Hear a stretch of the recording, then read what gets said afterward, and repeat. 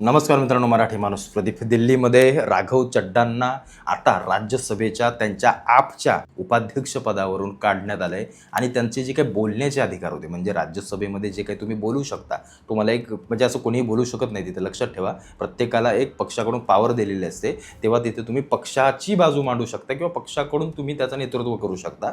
ही गोष्ट आता त्या आपने राघव चड्डांची काढून घेतली. आता एक गोष्ट लक्षात ठेवा, एक असा व्यक्ती, एक असा खासदार ज्याला निवडून दिलं आहे, त्या राज्यसभेमध्ये पाठवलं आहे, एक जो असा व्यक्ती जो असे विचार किंवा असे प्रश्न लोकांचे मांडत होता की जे प्रश्न सर्वसामान्यांसाठी आहेत.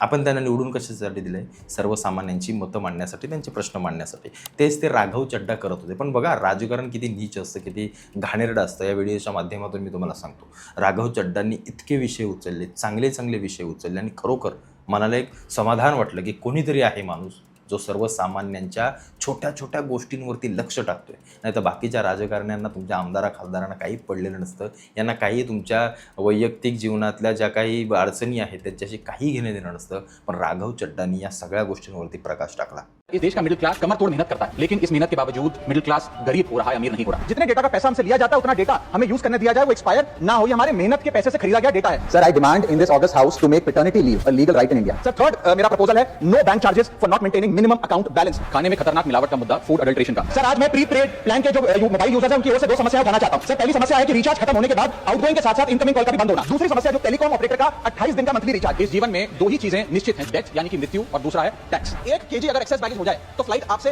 हजारों रुपए का किराया वसूलती है, लेकिन कई घंटों के डिले के लिए क्या फ्लाइट हमें कॉम्पनसेट करती है? इंडियन पेपर लीक हमने देखा, देश भर में देखा कि कैसे पेपर लीक हुए, क्या उसमें माफियाओं का राज रहा और कैसे बच्चों का भविष्य आज अंधकार की कगार पर खड़ा हुआ है। क्योंकि एयर पोल्यूशन का सारा दोष देश के किसान पर मढ़ा जाता है। आज मैं उस किसान की आवाज उठाना चाहता हूं। सरकार से मांग करता हूं कि हेल्थ और लाइफ इंश्योरेंस पर कम से कम हम जीएसटी ना लगाएं। ये कोई लग्जरी गुड या लग्जरी प्रोडक्ट नहीं है। सर, आज एयरपोर्ट्स पर खाना इतना महंगा है, क्या इस पर कोई रेगुलेशन नहीं होना चाहिए? क्या कोई अफोर्डेबल कैंटीन का मैकेनिज्म नहीं होना चाहिए? सर, मैं बात कर रहा हूं जोमेटो और स्विगी के डिलीवरी बॉयज की। सर, आज मैं इनका दर्द सदन में रखना चाहता हूं और ये 10 मिनट की डिलीवरी का जो जुल्म है, इसे समाप्त करना चाहिए। कहीं कैशलेस इलाज अचानक मना कर दिया जाता है, महीनों तक फाइल लटकाई जाती है, रिइंबर्समेंट नहीं मिलता। और आज मैं उन्हीं सिटीजंस की जो टोल प्लाजा पे हैरेसमेंट फेस करते हैं, उनका मुद्दा आपके सामने रखना चाहूंगा कि फुल कॉस्ट रिकवरी के बाद भी टोल वसूला जाता है 20-20, 30-30 साल तक। जब आप बैंक को पूरे विश्वास के साथ अपना डेटा देते हैं, क्या बैंक आपके डेटा को सुरक्षित रख पाता है? अब ये लीक है कि जाने अनजाने में डेटा शेयरिंग है, ये फैसला मैं आप तक छोड़ता हूं। मैं सरकार से निवेदन करता हूं कि हर भारतीय को एनुअल हेल्थ चेकअप का लीगल राइट दिया जाए। बाटा कंपनी का जूता पहनने वाला भी आज हवाई जहाज की टिकट नहीं खरीद पा रहा। हम सांसदों को तो फ्लाइट की रिइंबर्समेंट मिल जाती है। सर, आप उस आम नागरिक का सोचिए जो इस स्काई रॉकेटिंग एयर प्राइसेस से जूझ रहा है। That is the issue of fair use and arbitrary copyright strikes by digital platforms. जो इंटेंट था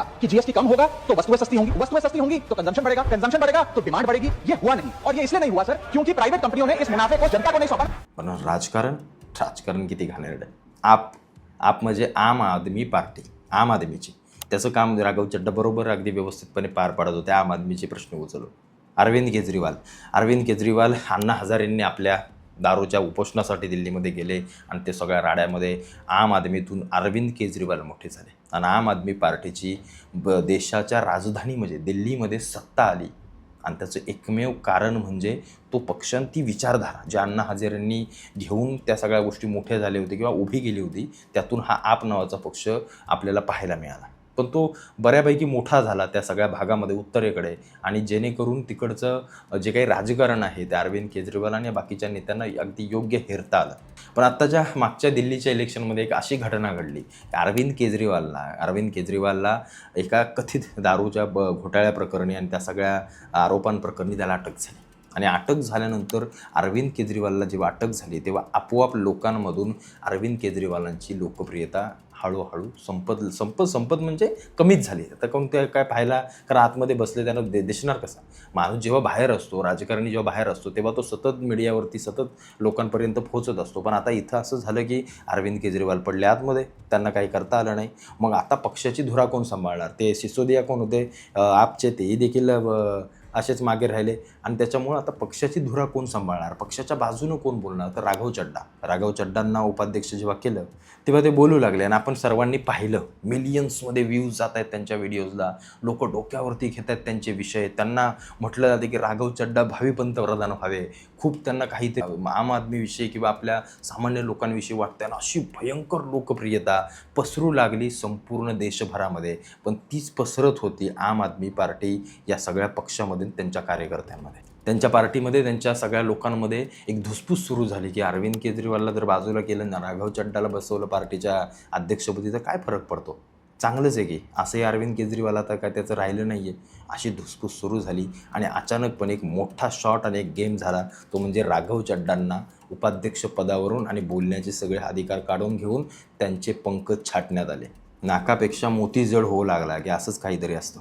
एक गोष्ट लक्षात घ्या, हे राजकारणी असेच असतात. आपला जर एखादा अध्यक्ष असेल पक्षाचा आणि त्याला असं वाटलं की अरे हा आपला कार्यकर्ता आपल्यापुढं जायला निघतोय, त्याला तर भले मोठी लोकप्रियता मिळते. म्हणजे कसं झालं, ते अकबर बिरबलसारखं झालं. तर अकबर सतत जळायचा ना त्या बिरबलावर की अरे बापरे ह्याला मोठी लोकप्रियता मिळेल. अशा पद्धतीचं सगळं हे राजकारण आणि अशी घाणेरडी राजकीय सगळ्या खेळ्या असतात.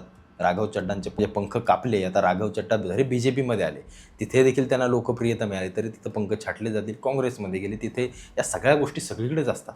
त्यामुळं या राजकीय पक्षांमध्ये राहत असताना प्रत्येकानं आपापली एक इमेज आणि आपापली एक पायरी सांभाळूनच राहावं लागतं आणि तेच खरं राजकारण असतं.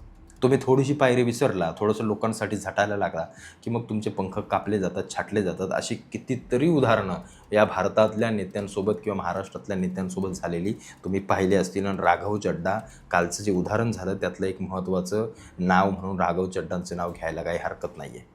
पण आता ते पक्ष बदलत आहेत, नक्की कोणत्या पक्षामध्ये जात आहेत की स्वतःची पार्टी काय सांगू शकत नाही. येणाऱ्या काळात आपल्याला सांगेल. पण उत्तम बोलत होते, चांगलं बोलत होते.